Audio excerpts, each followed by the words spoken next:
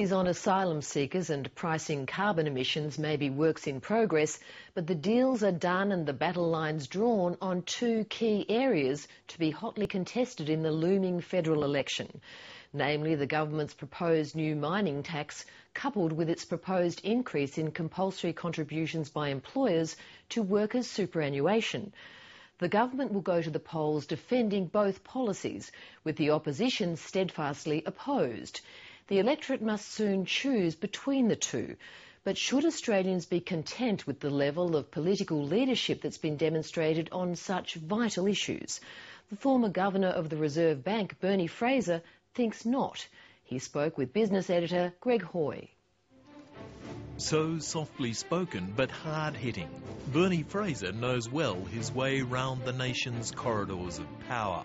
After 35 years spent as a public servant, 5 as head of Treasury, 5 as Governor of the Reserve Bank, he's worried protecting the national interest is not as important to poll-driven policymakers today as it was to the leaders of yesteryear.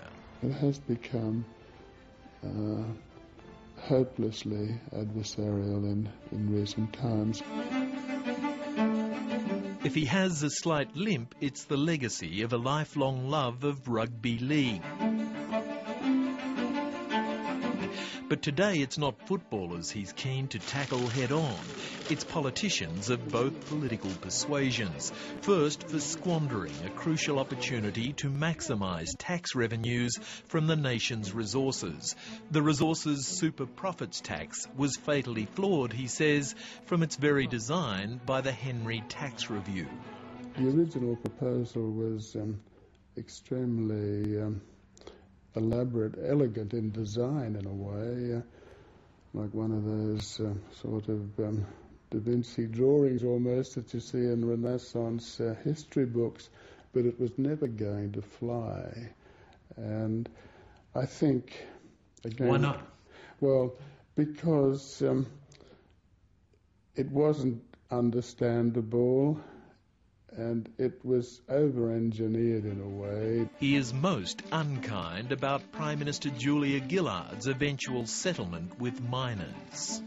To my way of thinking, in her haste to get a deal done on this matter, to end up with a headline rate of 30% of what are pretty generous profits. But when you allow for the 25% extraction allowance, which reduces that 30% down to 22.5%, that's a sellout to me. Bernie Fraser is also cynical of the successful protest mounted by miners and upset that the opposition firstly egged them on, then vowed to rescind the tax and forego the $10.5 billion it reportedly will add to the nation's coffers in its first 2 years alone.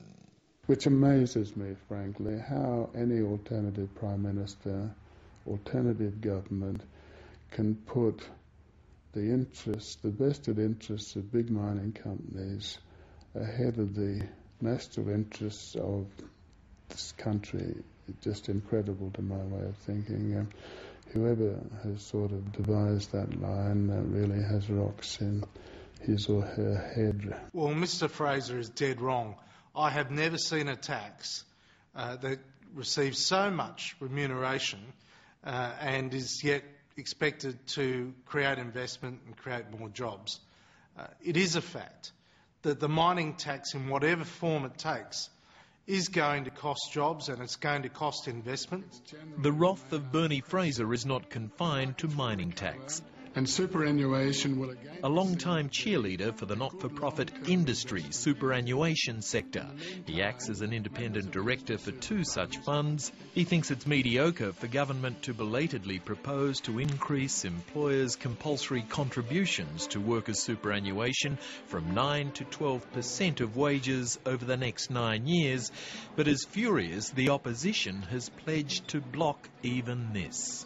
I'm afraid that just reflects a lack of concern about delivering a better, fairer society. The ordinary working people have pretty modest superannuation savings, and unfortunately the alternative government has never been interested in doing anything to improve that situation. And the 9% is not adequate, and was never going to be adequate to provide a half-decent life in retirement for ordinary people.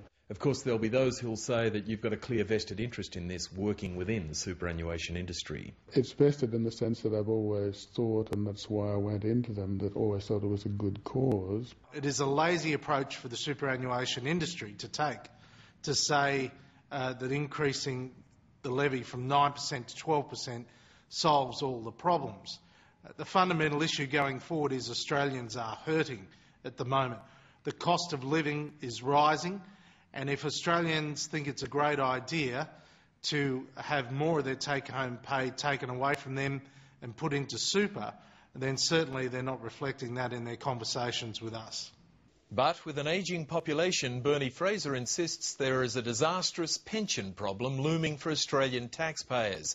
And he's also fearful Australia's tax system generally is growing increasingly regressive, or relying more on taxes from low-income earners than high incomes. He says the Henry Tax Review should have suggested clawing back concessions for capital gains on investments by proposing to tax them just like any other income. A lot of the fairness has been lobbied out of the tax system. It's becoming more unfair, not fairer as time goes by. We've been relying more on regressive taxes like the GST, so the whole system has become less progressive, less fair, and maybe it was a forlorn hope, but I thought that maybe the Henry Report would address some of these things. But there'd be those who'd say that you're dreaming, that you're simply not facing political reality here. It's not impossible to sell these things, you know. If 10 years ago, it's 10 years ago since we had the GST come into effect, and if Howard can sell a GST that was at best neutral in its impact on the vast population of Australians, if he could sell that, and the government can't sell a fairer share of super profits from mining companies without a great hullabaloo, something is very wrong. And what's wrong is what's lacking in the lucky country, he claims.